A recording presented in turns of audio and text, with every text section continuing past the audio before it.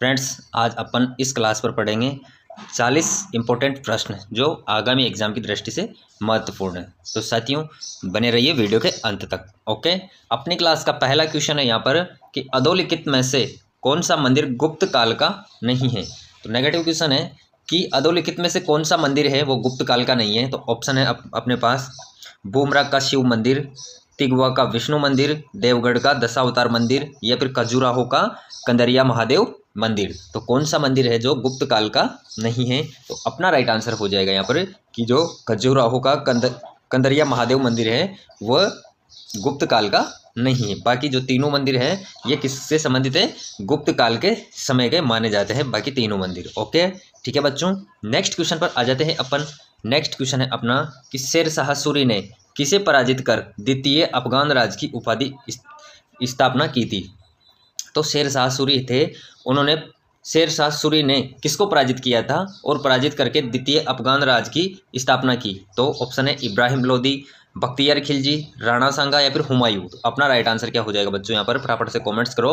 अपना right answer हो जाएगा हुमायूं, डी अपना राइट आंसर हो जाएगा कि जो शेर शाह सूरी ने पराजित कर द्वितीय अफगान राज की स्थापना की थी वो की थी हुमायूं को पराजित कर। ठीक है, नेक्स्ट क्वेश्चन है बच्चों कि social life in medieval Rajasthan किसने लिखी। पुस्तक का नाम है social life in medieval Rajasthan. इसकी किसने लिखी थी यह पुस्तक। तो जी.एन. शर्मा ने, दशरथ शर्मा ने, वी.के. वशिष्ठ ने या फिर जी.एच. ओझा ने। तो किसने लिखी यह पुस्तक।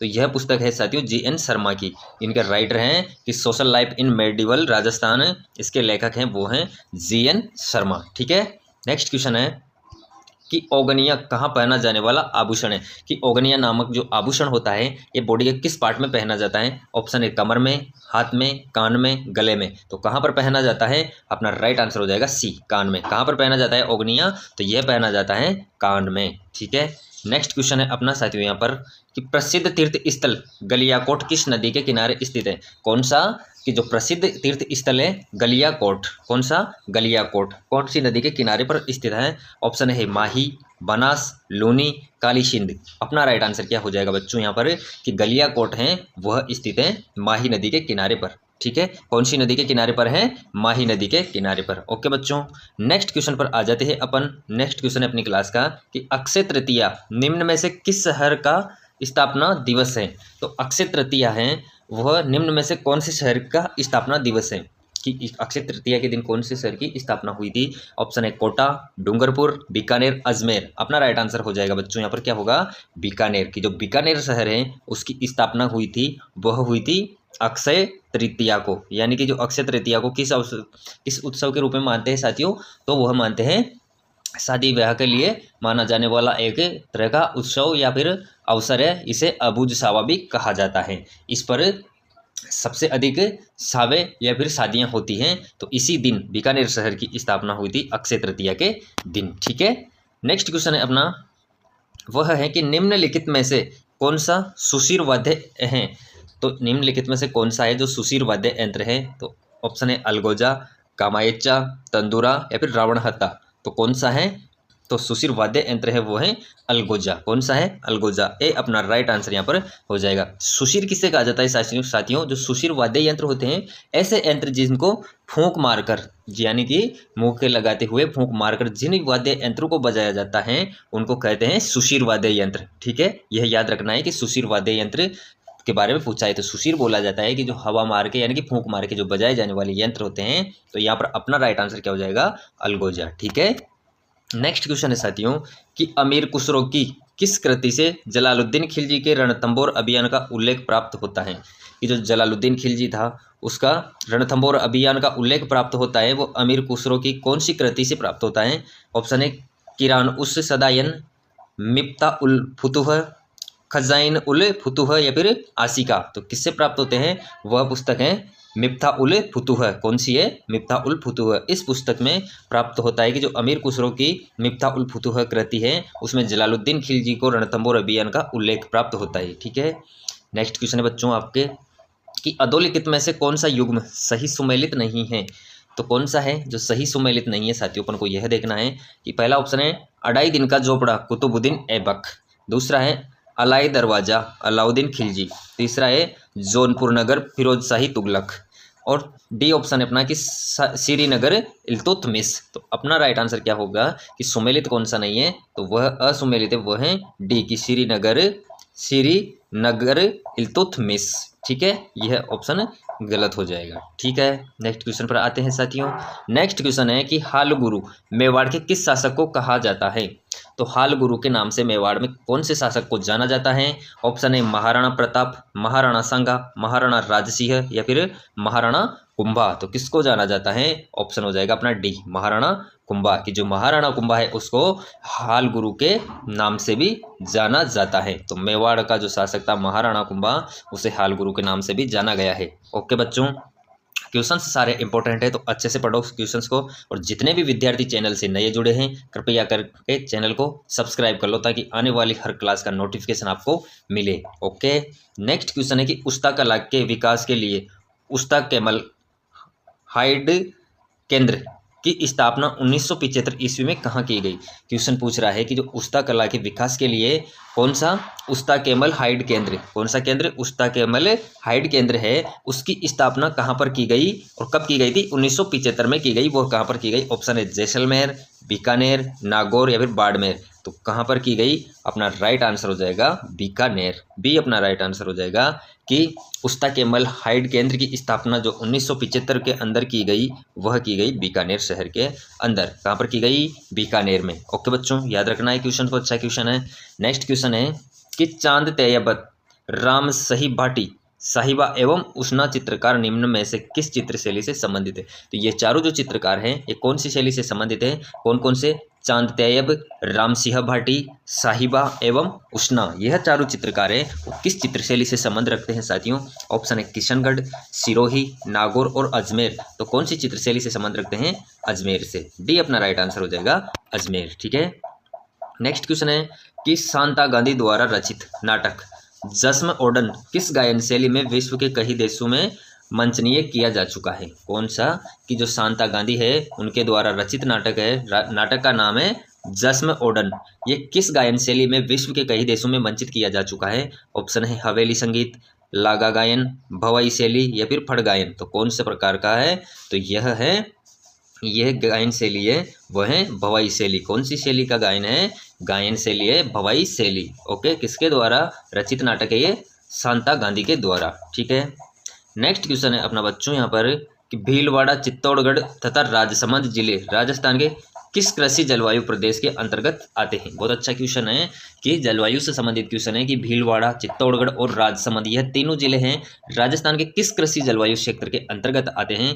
तो उप आर्द्र दक्षिणी मैदान, बाढ़ प्रभावित पूर्वी मैदान, आर्द्र दक्षिणी मैदान या फिर आर्द्र दक्षिणी पूर्वी प्रदेश। तो अपना राइट आंसर यहाँ पर क्या होगा बच्चों, अपना राइट आंसर यहाँ पर हो जाएगा कि उप आर्द्र दक्षिणी मैदान। ठीक है, कौन सा क्षेत्र में आ जाएगा, ये उप आर्द्र दक्षिणी मैदान के क्षेत्र में आ जाएगा। नेक्स्ट क्वेश्चन पर आते हैं अपन। नेक्स्ट क्वेश्चन है अपना कि रूपनगढ़, मेंथा और खंडेला नदियां अपना जल किस झील में जमा करती है। यानी कि जो इन नदियों का जल है कौन कौन सी का, रूपनगढ़, मेंथा और खंडेला, इन तीनों नदियों का जल जो बहकर आता है वो कौन सी झील में आकर इकट्ठा होता है। ऑप्शन है पंचभद्रा, सांबर, डीडवाना या फिर कोलायत।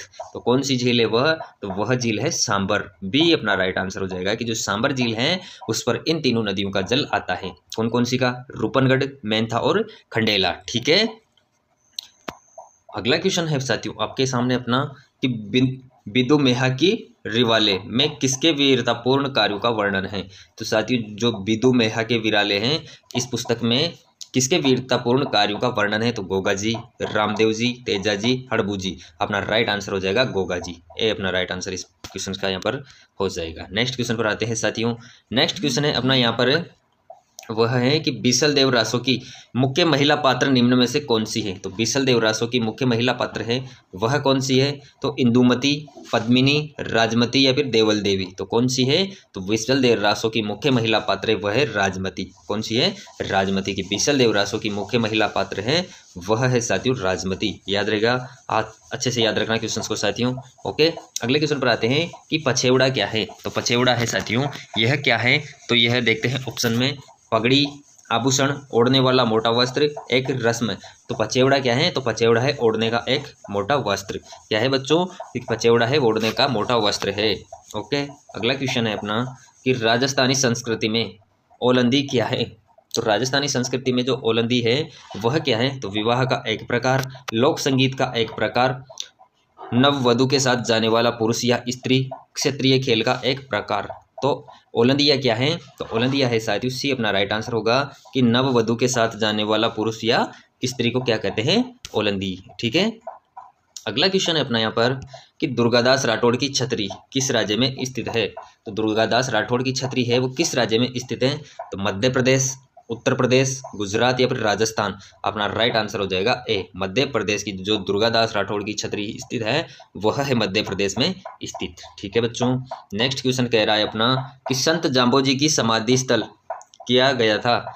तो संत जाम्बोजी है उनको कहाँ पर समाधिस्थ किया गया था, यानी कि उनकी जो समाधि है वो कहाँ पर बनी हुई है, कहाँ पर उनको समाधि दी गई थी? तो मुकान में, पीपासर में, लालसर में या फिर जागुल में। तो कहाँ पर दी गई थी? अपना राइट आंसर हो जाएगा मुकान में। कहाँ पर? मुकान में। नेक्स्ट क्वेश्चन है अपना यहाँ पर कि तुंगा की लड़ाई लड़ी गई थी। जो तुंगा की लड़ाई लड़ी गई थी वो कहाँ पर लड़ी गई थी साथियों? तो 20 अगस्त 1766 को, 28 जुलाई 1787 को, 28 जुलाई 1790 को, 30 अगस्त 1782 को। तो तुंगा की लड़ाई लड़ी गई थी साथियों, वह कब लड़ी गई? तो तुंगा की लड़ाई लड़ी गई 28 जुलाई 1787 को। कब? 28 जुलाई 1787 को। ठीक है बच्चों, बी आपका राइट आंसर यहाँ पर हो जाएगा। नेक्स्ट क्वेश्चन है कि 12 कोटड़ी के नाम से कौन सा राज्य प्रसिद्ध था? तो 12 कोटड़ी के नाम से कौन सा राज्य था वो प्रसिद्ध था? तो आमेर, भीनमाल, सिरोही या फिर कोटा। तो कौन सा था? तो 12 कोटड़ी के नाम से प्रसिद्ध राज्य था वह था आमेर। कौन सा था बच्चों? आमेर। की वर्तमान में जो आमेर, जयपुर का जो आमेर है वह 12 कोटड़ी के नाम से प्रसिद्ध राज्य था। याद रहेगा बच्चों आपको। नेक्स्ट क्वेश्चन पर आते हैं कि राजस्थान में रायका जाति किस व्यवसाय से संबंधित है? तो राजस्थान में जो रायका नाम की जनजाति है, रायका नाम की जो जाति है वह किस व्यवसाय से संबंधित है? तो किस व्यवसाय से संबंधित है रायका जाति? देखते हैं। परंपरागत घोड़े पालन पोषण, परंपरागत ऊंट पालन पोषण, नमक व्यापारी या फिर गांव से गांव माल बेचने वाले। तो साथियों अपना राइट आंसर हो जाएगा परंपरागत ऊंट पालन पोषण करना। इनका जो मुख्य व्यवसाय था वह था परंपरागत ऊंट पालन पोषण, यानी कि ऊंट का पालन पोषण करना इनका मेन व्यवसाय था। कौन सी जाति का? रायका जाति का। बी अपना राइट आंसर हो जाएगा। अगला क्वेश्चन है बच्चों कि गद्दों का मेला कहाँ लगता है? तो बहुत अच्छा क्वेश्चन है कि राजस्थान में जो गद्दों का मेला लगता है वर्तमान में भी यह मेला प्रचलन में है साथियों, अभी भी यह मेला लगता है। तो गद्दों का मेला कहाँ पर लगता है? जयपुर, भरतपुर, दौसा, धौलपुर। तो कहाँ पर लगता है? अपना राइट आंसर हो जाएगा जयपुर। कि जयपुर के अंदर जो लगता है गद्दों का मेला लगता है। ठीक है, नेक्स्ट क्वेश्चन है निम्नलिखित में से कौन सा सही सुमेलित नहीं है? तो इनमें से चारों ऑप्शन में से देखना है कि कौन सा सही सुमेलित नहीं है। ऑप्शन है अपना धौलपुर के सिक्के तमंचा शाही, करौली के सिक्के माणक शाही, प्रतापगढ़ के सिक्के सालिम शाही, भरतपुर के सिक्के मदन शाही। तो कौन सा असंगत है, यानी कि कौन सा है जो सुमेलित नहीं है? तो भरतपुर के सिक्के मदन शाही, यह असंगत है साथियों। बाकी जैसे धौलपुर में चलने वाले सिक्के थे वे थे तमंचा शाही, बिल्कुल थे साथियों। करौली के सिक्के थे माणक शाही थे, बिल्कुल थे साथियों। प्रतापगढ़ के सिक्के सालिम शाही, यह तो सब इन सेक्टरों में चलते थे परंतु असंगत हैं, वो असुमेलित है। भरतपुर के सिक्के मदन शाही, ये इसका राइट आंसर हो जाएगा। नेक्स्ट क्वेश्चन है कि हल्दी घाटी के युद्ध को किसने खमनोर का युद्ध कहा है?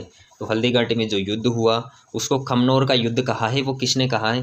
कर्नल टोड ने, बदायूनी ने या फिर अबुल फजल ने या फिर गोपीनाथ शर्मा ने? किसने कहा है? तो खमनोर का युद्ध कहा है हल्दी घाटी के युद्ध को अबुल फजल ने। जो अबुल फजल थे उन्होंने हल्दी घाटी के युद्ध को खमनोर का युद्ध कहा है। ठीक है, याद रहेगा अबुल फजल ने कहा था।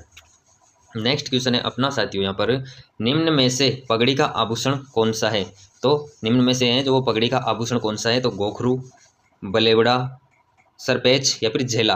तो पगड़ी का आभूषण है वो है सरपेज। पगड़ी पर लगाया जाने वाला एक प्रकार का आभूषण होता है, यह जो सिर पर पगड़ी पहनी जाती है उस पर लगाया जाता है, उसे क्या कहते हैं? सरपेज कहते हैं। क्वेश्चन आया हुआ क्वेश्चन है साथियों, ये एग्जाम में तो अच्छे से ध्यान रखना। नेक्स्ट क्वेश्चन है कि रागमाला किसके द्वारा रची गई है? तो रागमाला किसके द्वारा रची गई थी? पुंडरीक विट्ठल के द्वारा, कुंभा के द्वारा, उस्ताद चांद खान के द्वारा या पंडित भाव भट्ट के द्वारा। तो रागमाला किसके द्वारा रची गई थी? वह रची गई थी पुंडरीक विट्ठल के द्वारा। किसके द्वारा? पुंडरीक विट्ठल के द्वारा। ए अपना राइट आंसर हो जाएगा। ठीक है साथियों, जितने भी विद्यार्थी चैनल से नए जुड़ रहे हैं वो चैनल को सब्सक्राइब कर लो ताकि आने वाली हर क्लास आपको मिल सके। ठीक है, नेक्स्ट क्वेश्चन है अपना साथियों कि बर्ली स्टोन एपिग्राफ शिलालेख चिन्हित किया गया। कौन सा? कि बर्ली स्टोन एपिग्राफ हैं यानी कि शिलालेख हैं, वो बर्ली स्टोन एपिग्राफ शिलालेख चिन्हित किया गया है। वो कहाँ किया गया है? तो वो संस्कृति पांडुलिपि में, ब्राह्मी पांडुलिपि में, प्राकृत पांडुलिपि में या फिर खरोष्टी पांडुलिपि में। तो किस में किया गया है? अपना राइट आंसर हो जाएगा ब्राह्मी पांडुलिपि में। कि बर्ली स्टोन एपिग्राफ चिन्हित किया गया है वह किया गया है ब्राह्मी पांडुलिपि में, कि वह ब्राह्मी पांडुलिपि में लिखा हुआ है। ठीक है साथियों, इसी के साथ अपनी क्लास यहाँ पर समाप्त होती है। साथियों, क्लास कैसी लगी आपको ये बताना, और जितने भी विद्यार्थी नए हैं चैनल को सब्सक्राइब कर लो साथियों। ओके, धन्यवाद।